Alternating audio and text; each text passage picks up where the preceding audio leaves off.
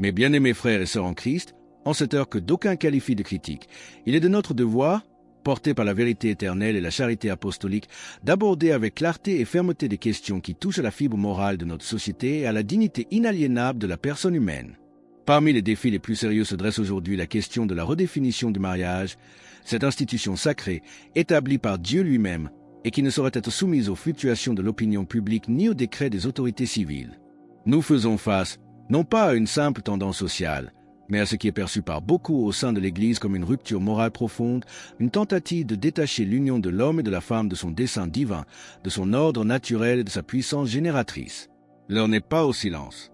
La transformation du mariage en une structure incluant des unions de même sexe exige, pour les fidèles attachés à la tradition, plus qu'un simple commentaire. Elle appelle la lumière claire de la vérité, exprimée avec charité, et le courage de nommer ce qui semble voilé. Dans la confusion de notre temps, 13 mots ont émergé, 13 expressions qui portent en elles tout le poids de ce débat culturel. Ils constituent l'axe autour duquel la discussion pivote et révèlent le cœur de l'enjeu véritable. C'est donc avec une préoccupation filiale pour toutes les âmes et une fidélité inébranlable aux enseignements éternels de la Sainte Mère l'Église que nous allons maintenant chercher à éclairer ces 13 mots. Notre intention n'est pas de provoquer, mais d'illuminer afin que les consciences puissent s'éveiller et que la vérité, telle que l'Église la comprend et la transmet, puisse être entendue et considérée. Comme petit merci de nous rejoindre aujourd'hui, nous offrons un moment de bénédiction partagée. Commentez avec le mot « foi » si vous êtes ouvert à recevoir une pensée finale spéciale dédiée à tous ceux qui participent. Et s'il vous plaît, appuyez sur « j'aime » si vous appréciez ces moments de réflexion. Ces 13 mots, souvent prononcés sans que l'on en mesure toute la portée, façonnent insidieusement notre compréhension du monde et de nous-mêmes. Ils ne crient pas la rébellion, mais la murmure, et leur effet n'en est pas moins érosif pour les fondements moraux et théologiques de la civilisation chrétienne. Quels sont donc ces mots? Et comment, une fois mis en lumière, peuvent-ils nous aider à discerner les véritables enjeux de notre époque? Restez bien avec nous, car au fur et à mesure que notre propos se déroulera, nous dévoilerons ces expressions et analyserons la perspective qu'offre l'Église, une perspective qui, nous l'espérons, apportera éclairage et paix. Car c'est en comprenant les fondations que l'on peut mieux apprécier la beauté de l'édifice que le Créateur a voulu pour l'humanité. Quelle est la nature originelle de cette institution divine que l'on cherche aujourd'hui, selon certains, à déconstruire? Pour comprendre la perspective de l'Église sur le mariage, il est essentiel de remonter à ses fondations, telles qu'elles les discernent dans la Révélation. Dès l'aube de la création, bien avant l'établissement des trônes royaux ou la rédaction des constitutions nationales, le mariage fut institué par le Très-Haut comme une alliance sacrée, et non comme un simple contrat humain sujet à révision ou à redéfinition. C'est Dieu lui-même qui, dans le jardin d'Éden, déclara « Il n'est pas bon que l'homme soit seul ». Et c'est du côté d'Adam qu'il forma Ève, signifiant par là non une simple compagnie, mais l'union mystérieuse d'une seule chair, comme le rapporte le livre de la Genèse. Ce lien saint, par conséquent, ne trouve pas son origine dans la volonté de l'homme, ni n'est-il régi par les préférences fluctuantes des cultures ou des coutumes. Il est, selon la foi de l'Église, inscrit dans la nature même de la personne humaine, élevé par le Christ à la dignité de sacrement et confié à la gérance de son Église. Qualifier le mariage de simple contrat reviendrait, dans cette optique, à le réduire au domaine de la négociation humaine, le rendant annulable, flexible, adaptable au gré des volontés. Mais une alliance, au sens biblique, est scellée non seulement par des vœux, mais par le don total de soi, ordonné à la communion, à la fécondité et à l'éternité. Lorsque le mariage est ramené à un contrat, il devient une transaction. Lorsqu'il est maintenu comme une alliance, il devient un miroir de l'amour divin. Dans sa forme la plus pure, telle que la tradition chrétienne la contemple, il reflète l'union indéfectible entre le Christ et son Église, une union fidèle, vivifiante et permanente.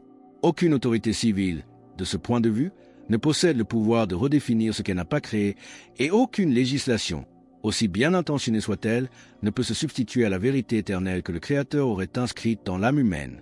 Toucher à cet ordre n'est pas simplement commettre une erreur. Ce serait, pour les croyants, se rebeller contre ce qui est sacré. Ainsi, en cette heure, l'Église se sent le devoir de parler avec clarté. Le mariage, dans sa compréhension théologique, est une alliance entre un homme et une femme, ordonnée par Dieu et hors de portée de toute redéfinition humaine. Cette vision, transmise de génération en génération, est considérée non comme une contrainte, mais comme la révélation d'un chemin vers un amour authentique et une pleine réalisation de la personne. Comment cette conception de l'alliance divine s'articule-t-elle avec la réalité corporelle de l'être humain et la distinction entre masculin et féminin? C'est ce que nous explorerons dans notre prochaine section. Dans la vision chrétienne, le dessein divin pour l'union humaine ne se limite pas à une alliance spirituelle. Il s'inscrit profondément dans la réalité corporelle de l'homme et de la femme. Le Tout-Puissant, dans sa sagesse, n'a pas formé l'homme et la femme comme de simples compléments biologiques, mais comme des êtres moraux dont le corps même proclame un ordre divin. La nature, dans son expression la plus pure et la moins altérée, témoigne de l'intention de Dieu. L'union de l'homme et de la femme n'est pas arbitraire, mais intentionnelle, porteuse de fruits et empreinte d'une signification morale. Le corps humain, loin d'être une enveloppe sans signification, est considéré comme un temple de l'Esprit Saint, une proclamation vivante du dessein de Dieu. Dans la composition distincte et pourtant harmonieuse des sexes, l'enseignement de l'Église ne voit pas de confusion, mais une clarté, non pas une compétition, mais une coopération, non pas une identité interchangeable, mais une différence sacrée. Cette différence n'est pas perçue comme une imperfection à surmonter, mais comme un don à recevoir, le signe d'une vérité spirituelle plus profonde.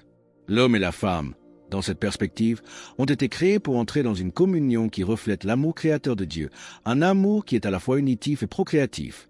Défier ce dessein, selon l'Église, n'est pas simplement agir contre la tradition ou la théologie, c'est se rebeller contre l'écriture même du Créateur, gravée dans notre être.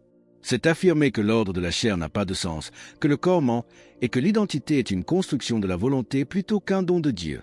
Pourtant, l'Église affirme, à temps et à contre-temps, que la loi morale n'est pas imposée de l'extérieur, mais qu'elle découle de l'ordre créé lui-même. Déclarer cela n'est pas juger, mais, dans une perspective de foi, c'est un acte de charité, car la vérité est ce qui libère l'âme, tandis que le déni de la vérité l'enchaînerait à l'illusion. Lorsque le masculin et le féminin sont séparés de leur finalité divine, la personne humaine se trouve comme déracinée de son origine et de sa destinée. Et lorsque la société approuve une telle confusion, elle porte atteinte, selon cette vision, à l'âme et à la famille, cellule fondatrice de la civilisation. Ainsi, l'Église proclame avec une voix constante, la nature n'est pas neutre et la chair n'est pas muette. L'ordre moral est inscrit dans notre conception même, et aucune puissance terrestre n'a l'autorité d'effacer ce que Dieu a gravé dans le corps humain. Dans le livre sacré de la Genèse, il est écrit non comme un mythe, mais comme une proclamation divine. Il les créa hommes et femmes, Genèse 1h27. Ce n'est pas seulement une affirmation biologique, mais une affirmation théologique d'une importance capitale. Car en créant l'humanité à son image, Dieu a inscrit son dessein non seulement dans l'âme, mais visiblement, intelligiblement, dans le corps. Le langage du corps, une fois compris à la lumière de la foi, ouvre des perspectives sur la beauté du plan divin. Mais que se passe-t-il lorsque les mots eux-mêmes, qui servent à décrire ces réalités, sont détournés de leur sens originel? C'est la question cruciale que nous aborderons ensuite. L'un des périls les plus insidieux de notre époque, selon la perspective de l'Église, n'est pas tant le rejet ouvert de la vérité, mais sa redéfinition par une corruption subtile du langage. Les adversaires de l'ordre moral, nous dit-on, attaquent rarement la vérité de front. Ils préfèrent souvent revêtir l'erreur de mots familiers, les dépouillant de leur contenu divin originel et leur assignant des significations nouvelles, n'est non de la lumière mais de l'ombre. Telle serait la tactique employée dans le discours contemporain entourant le mariage. Des mots comme amour, égalité, tolérance et même mariage lui-même se trouveraient ainsi détachés de leur signification objective et première pour être refaçonnés en vecteurs de messages idéologiques. Dans cette forme de guerre sémantique, les vérités anciennes sont présentées comme cruelles, tandis que des erreurs nouvelles sont par des atours de la compassion. Ce qui a été défini par Dieu serait alors traité comme élastique, ce que la nature a révélé serait considéré comme subjectif, et ce que le Christ a sanctifié serait perçu comme ouvert à la réinvention humaine. Cette manipulation n'est pas vue comme innocente. C'est l'écho moderne du sifflement du serpent. Dieu a-t-il réellement dit? Genèse 3h1. Cette question se répéterait aujourd'hui dans les prétoires, les salles de classe et sur les plateformes numériques. Le vocabulaire a changé, mais la nature de la suggestion est perçue comme étant la même qu'aux origines. Quand les mots perdent leur ancrage dans la réalité, la société perd son emprise sur le sens. Quand le mariage est redéfini, il n'est pas simplement élargi, il est vidé de sa substance. Car un mariage coupé de sa forme divinement donnée devient un terme creux, capable d'exprimer n'importe quoi, et donc, en fin de compte, ne signifiant plus rien de spécifique. L'Église, dépositaire de la plénitude de la vérité telle qu'elle la conçoit, se doit de résister à cette confusion, non avec malice, mais avec une clarté inébranlable. Nommer les choses correctement est un acte de justice. Permettre le mésusage des mots qui désignent des réalités sacrées serait une faute grave. Car là où les mots sont tordus, les consciences émoussent, Et là où la conscience émousse, le péché risque d'être normalisé.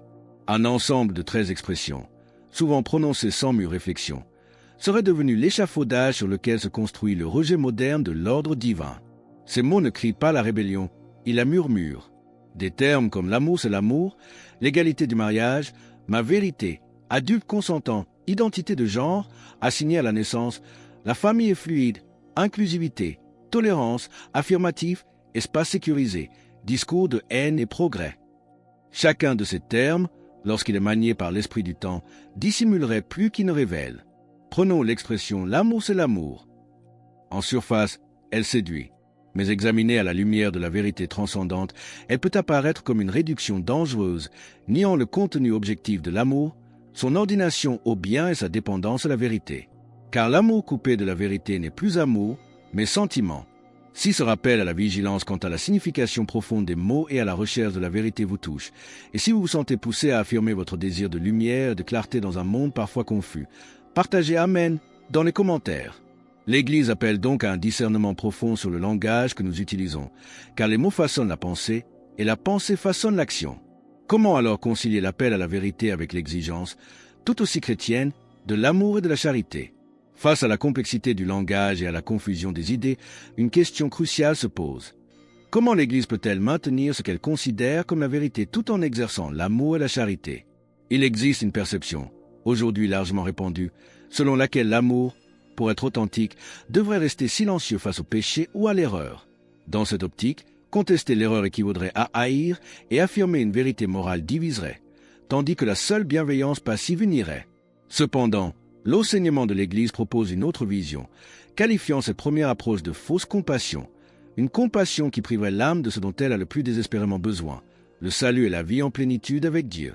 La véritable charité, dans la tradition chrétienne, n'est pas un simple sentiment ou une douceur superficielle. C'est la volonté ferme de chercher le bien éternel de l'autre, même au prix de son propre confort, même lorsque cela heurte l'orgueil ou provoque la résistance. Aimer quelqu'un, c'est désirer qu'il vive dans la vérité, qu'il marche dans la lumière et qu'il soit conformé au Christ, qui est la vérité incarnée. Aimer. Par conséquent, c'est aussi parler lorsque le silence confirmerait l'erreur, c'est corriger lorsque la permissivité encouragerait une voie dommageable, et c'est avertir lorsque le danger spirituel est imminent. Jésus-Christ lui-même, l'époux divin des âmes, n'a jamais, selon les évangiles, affirmé le péché au nom de la bonté. Il a accueilli le pécheur avec une miséricorde infinie, mais il n'a jamais béni l'acte pécamineux.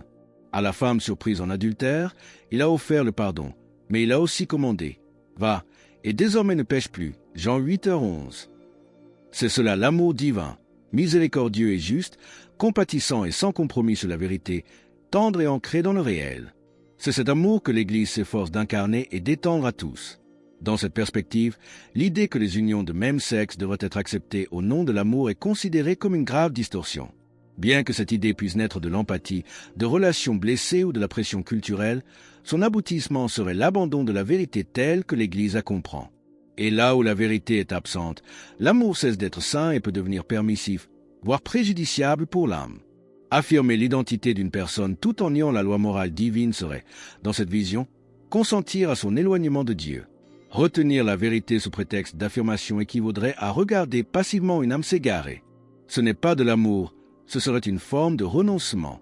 Par conséquent, il est déclaré avec clarté et conviction, la charité divorcée de la vérité n'est pas du tout la charité. Proclamer la vérité morale n'est pas une dureté, c'est un acte d'amour. Et dans un monde séduit par la flatterie et la fausseté, le plus grand amour est de dire la vérité avec courage, humilité et fidélité au Christ. Mais quel est donc le rôle spécifique de l'Église en tant qu'institution? Face à ces courants culturels, doit-elle s'adapter ou témoigner?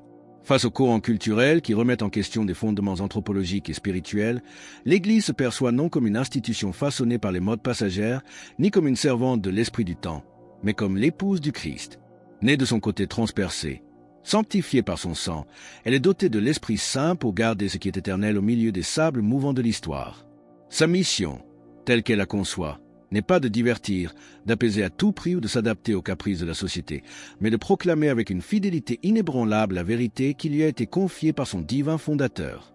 Dans chaque génération, l'Église est appelée à être une sentinelle, une gardienne veillant sur les remparts, annonçant l'aurore et sonnant l'alarme lorsque l'obscurité empiète. Elle ne peut s'offrir le luxe de la neutralité lorsque l'institution sacrée du mariage est menacée, lorsque sa définition est démantelée par décret légal ou consensus social. Rester silencieux serait, de son point de vue, trahir son Seigneur qui a sanctifié le mariage par sa présence même à Cana et l'a élevé à la dignité de sacrement. Elle se voit comme la défenseur du réel, du monde tel que Dieu l'a créé, et non tel que l'homme l'imagine parfois. À une époque où les illusions sont louées et les identités parfois inventées, l'Église se présente comme la voie de ce qui est immuable. Que l'homme est homme, la femme est femme, et le mariage une alliance entre les deux, orientée vers la vie, l'amour et le ciel. Garder cette vérité n'est pas un acte d'agression, mais un acte de sollicitude maternelle. Telle une mère protégeant ses enfants du danger, l'Église élève la voix non pour blesser, mais pour protéger. Elle sait que lorsque le mariage est corrompu, la famille est affaiblie, et lorsque la famille s'effondre, la civilisation elle-même commence à chanceler. Ainsi, l'Église ne peut réécrire ce qu'elle n'a pas composé, elle ne peut bénir ce que Dieu n'a pas ordonné, et elle ne peut se taire lorsque la vérité est assiégée. Son opposition à la redéfinition du mariage ne naît pas, selon elle, d'un préjugé, mais d'une vision prophétique. Si ces réflexions sur le rôle de l'Église et la défense de la famille vous interpellent et que vous souhaitez soutenir notre effort pour partager ce message, pensez à cliquer sur « J'aime » et à vous abonner à notre chaîne. Lorsque l'ordre divin est nié, la confusion ne reste pas une affaire privée. Elle se répand lentement, subtilement, puis rapidement, jusqu'à façonner les lois, les habitudes et les cœurs. La redéfinition du mariage n'est pas une question isolée. Elle est perçue comme une rupture fondatrice, un séisme moral dont les répliques se répercutent à travers chaque pilier de la civilisation. Les premières victimes en seraient les plus innocents, les enfants, car les enfants requièrent pour leur formation plus que de l'affection. Ils ont besoin de vérité, d'une mère et d'un père qui ne sont pas des figures interchangeables mais des icônes complémentaires de l'amour et de l'autorité divine. Priver un enfant de cette dualité sacrée n'est pas un progrès, mais une blessure.